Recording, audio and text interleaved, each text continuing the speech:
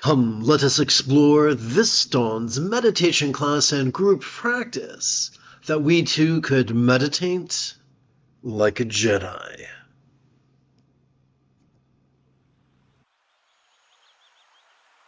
This morning's opening lesson is based upon the 33rd passage of the meditation classic, The Unwaning Victory Banner, composed oh so many years ago by the great Buddhist reformer Prahevajra. Together let us relaxingly recite. Whatever and whenever comes forth, all beings and their behavior originated in the state of pure mind. So pure mind makes sense if we don't think of it as one thing, but as two things. So when we say mind, what do we mean? To explore that, I'm going to shift to the second, to this morning's practice text as opposed to lesson text. And by the way, both the lesson text and the practice text are available for free download.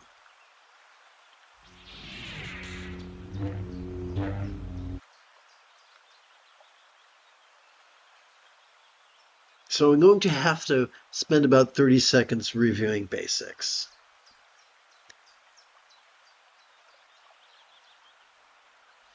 Sturgeon's law reminds us that 90% of everything's sex, that more than 90% of us were raised and conditioned to be a minion of Yang's religious or irreligious patriarchy. We were conditioned to be rigid, fearful, superstitious, controlling, elitist, cryptic, competitive, and cruel, instead of being flexible, loving, rational, laid back, egalitarian, lucid, cooperative, and kind. Consequently, the majority of meditation teachers implore their students to over-focus and over-analyze using phrases like concentration and contemplation or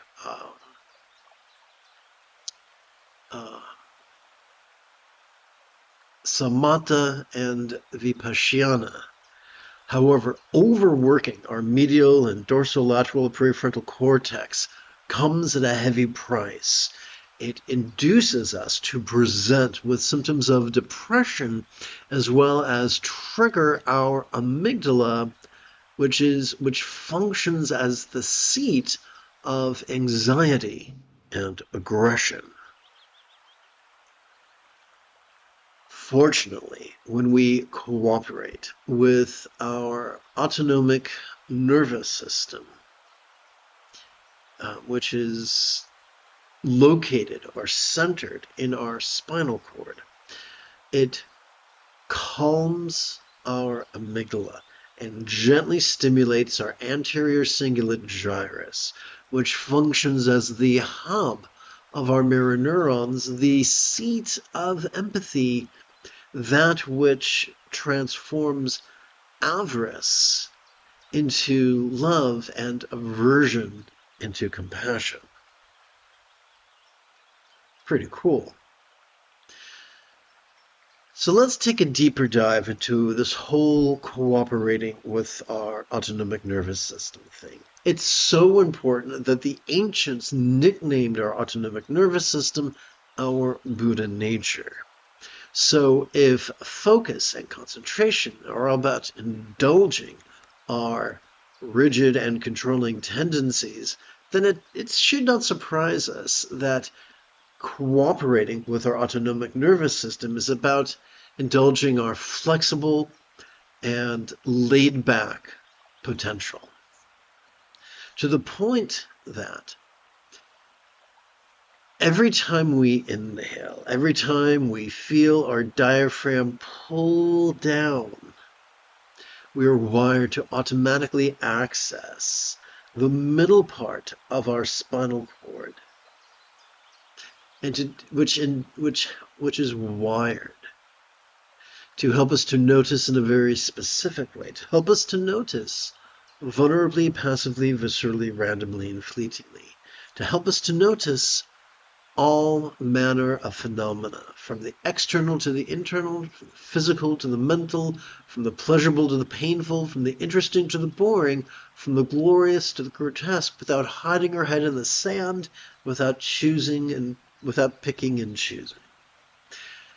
To notice all manner of phenomena, including mind's antics of perception, seeing, hearing, feeling, tasting, smelling, and the like, including the full spectrum of human emotions, intentions, cognitions, recollections, and imaginings. But what do we do with that which we noticed? Every time we exhale, every time our diaphragm relaxes back up into its resting position, we are wired to cooperate. We're wired to access our parasympathetic nervous system, which is basically the end bits of our spinal cord. This bad boy has evolved to help us to physically relax and mentally release to such a degree that which we noticed during our previous inhalation could fleetingly feel less stressful, less permanent, and less defining, and if you prefer figures of speech, to seem as if it was as non-graspable as a vast empty void, like the illusion of the infinite azure sky on a bright and beautiful cloudless morn, which, although could look tantalizing to the eye, feels non-graspable to the hand. Now, how does this relate to pure mind? Every time we inhale, we are wired to notice, to perceive, emote, intend, reason, recall, and imagine. That's what is meant by mind. So anything we can conceive, anything we can perceive comes from mind. It is neither good, it is neither bad, it simply is. The fundamental duality is pushing and pulling. But upon this path of radical non-duality, we don't need to push away the ugly and reach for the beautiful. And that brings us to the phrase, back to the phrase pure mind, specifically the adjective pure. Every time we exhale, we experience purity. Whatever ugliness or beauty we notice during as we relax into our exhalation, whatever beauty or ugliness we notice during our previous inhalation could feel as if it was melting into the simplicity of just sight. The same holds true with all dualities, the pleasurable and painful, the interesting and boring, the glorious and the grotesque. Now thus, returning to this morning's lesson text.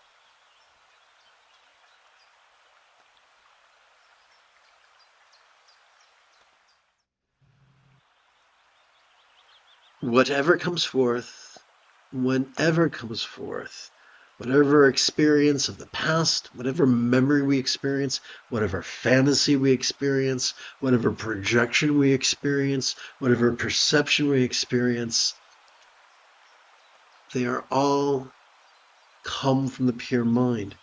There are some meditation teachers who make a lot of money convincing people that every time they remember something or confabulate something or fantasize about something, they're being unspiritual. No, they're not. The greatest Buddhist meditation teachers agree that the ability to notice and relax protects us and makes it safe for us to notice whatever comes up. Whether what we notice here and now, or there and then. Here's the thing. There is nothing peaceful about repressing. There's nothing loving about indulging our controlling tendencies. It's not loving for us to be controlling of others, and it's not sustainable for us to be controlling of ourselves. And when we try to police our emotions or our thoughts, that is unsustainable.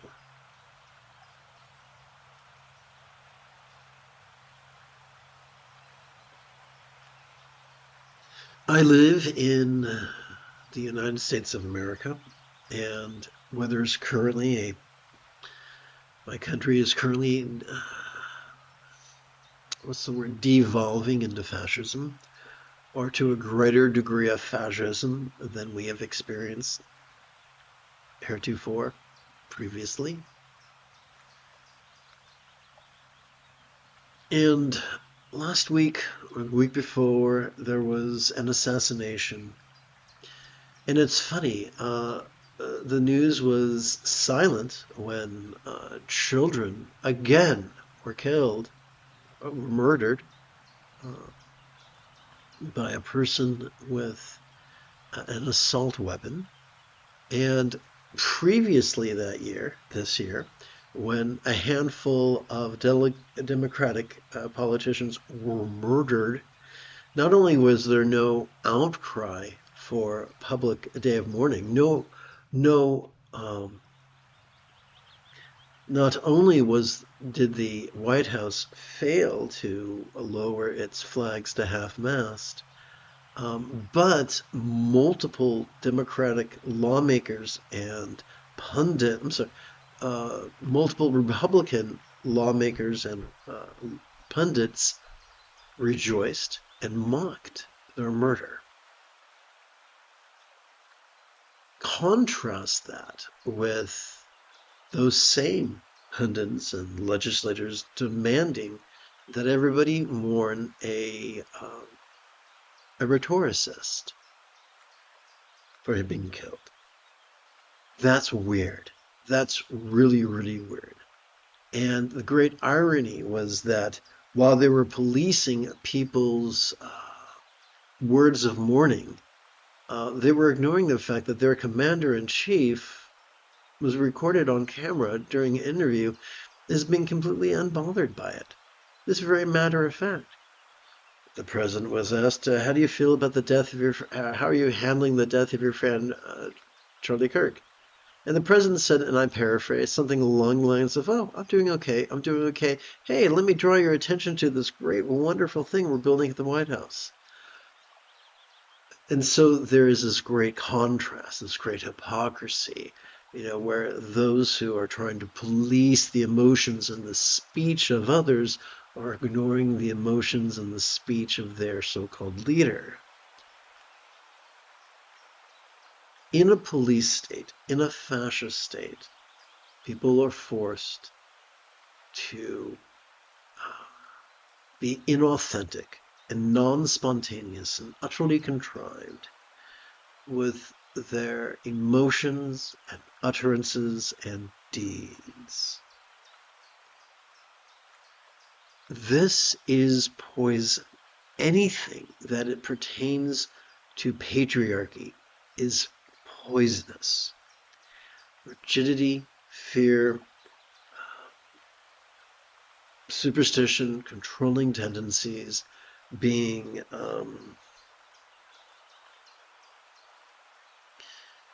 elitist, cryptic, competitive, and cruel, these things are poisonous. They're poisonous for individuals, they're poisonous for societies, they're poisonous for countries, they're poisonous for our species.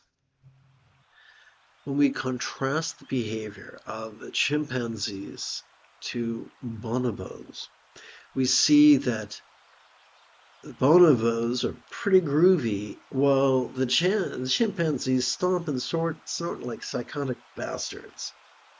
I'd rather be a bonobo than a chimpanzee. How about you? Another symptom of fascism, of patriarchy, of yang is sexism, which is utterly absurd. And that is lampooned in the final half of this morning's lesson. The distinction between man and woman has never been taught by the king of equality. Now, in this context, king of equality is referring to the archetype of Vajrasattva or Dorje Sampa or diamond mind, or the diamond-like strength of a mind well trained in awareness and release. So, unpacking the metaphor, unpacking the archetype, the more we play with awareness and release, the less we will be controlled by the absurd distinctions between man and woman, rich and poor, beautiful and ugly, light and dark. Whatever distinctions you can conceive of, be they sexual or gender or so-called racial, although that's not an accurate term, or whatever distinctions you can conceive of are rendered inert and absurd by the simple practice not only of noticing, but of relaxing in harmony with our inhalation and our exhalation. We are fortunate as humans. We evolved to have an autonomic nervous system that can help us to be defined by compassion, cooperation, and peace. Or if you are silly like me and you like alliterations, contentment, compassion, and cooperation. A life defined by these things is beautiful. It's heaven on earth. A life defined by anxiety and aggression and ruthlessness is hell on earth. There are many economic systems. Some promote hell on earth. Some promote heaven on earth. There are many political systems. Some promote hell on earth. Some promote heaven on earth. I recommend both political and economic systems that are rooted in contentment and compassion and cooperation, where we use our talents and our interests and our abilities and our resources in the service of all others.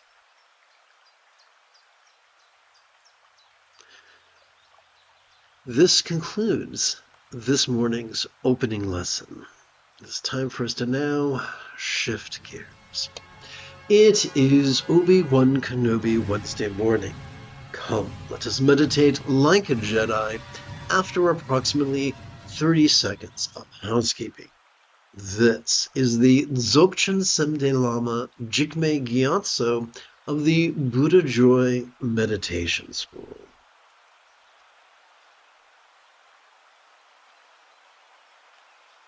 For more than 30 years, I have harnessed my autistic special interests as well as my ADHD hyperfocus to spend about 8 hours a day, almost every day, studying, practicing, mastering, and reverse engineering the teachings and techniques of each school of meditation so that I can become your personal, nerdy, neurodivergent guide to nirvana. Welcome, my friends, to Meditate Like a Jedi, which is made possible due to the generosity of viewers just like you.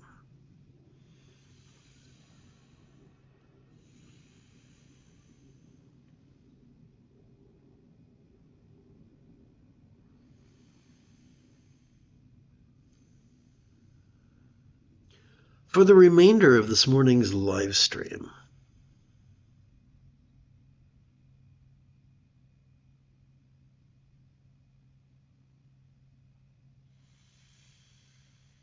let's play with the latest iteration of our practice text, which is available for free download.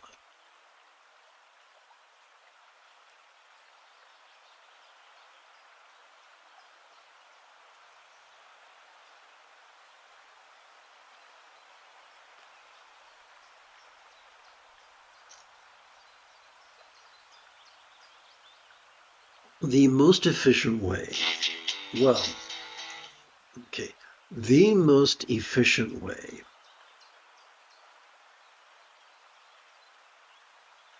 I'll be right back. Please bear with me.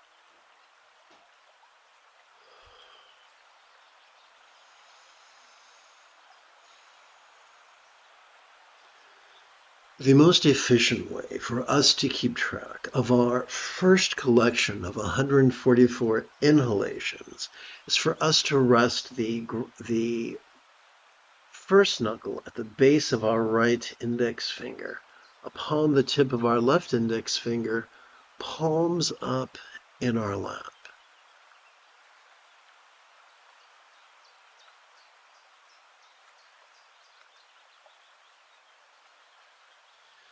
The easiest way for us to keep track of our next 12 inhalations is to make use of the 3 sets of creases found on each of the 4 fingers of our right hand.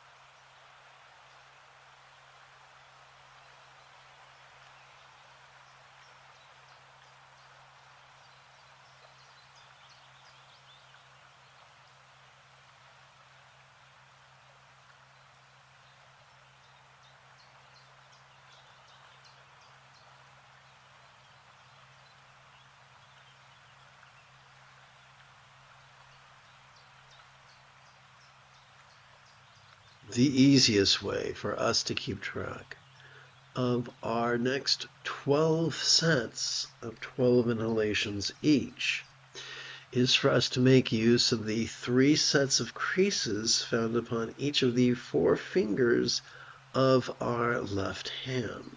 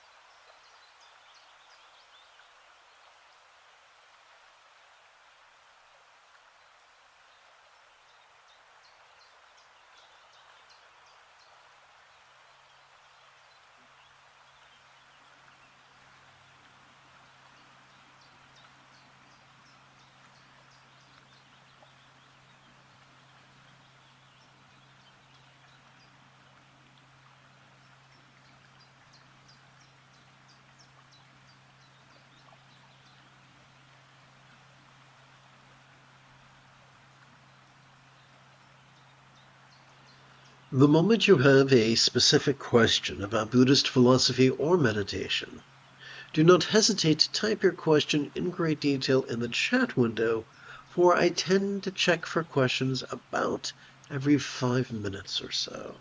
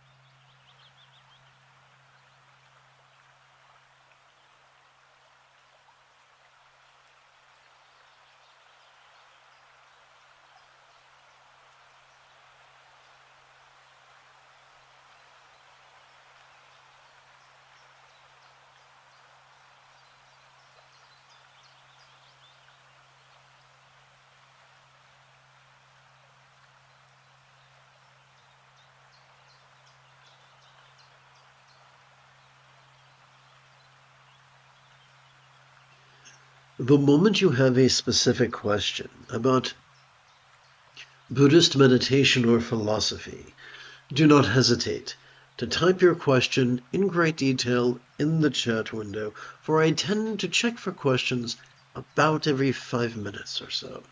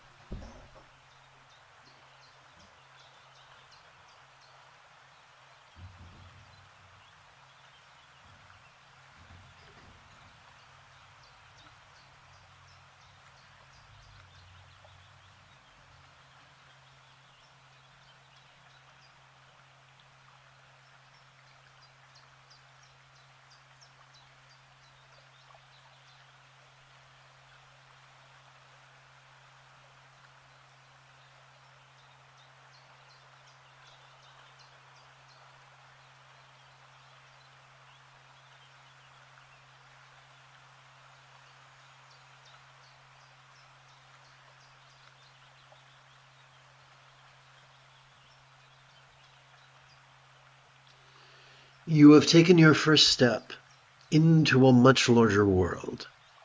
If you feel that I have earned it, you could give this live stream a thumbs up. You could even help support this channel. In approximately 10 and a quarter hours, I would very much like to return to lead today's dusk meditation class and group practice. And if you are as geeky as me, may the Force be with you always.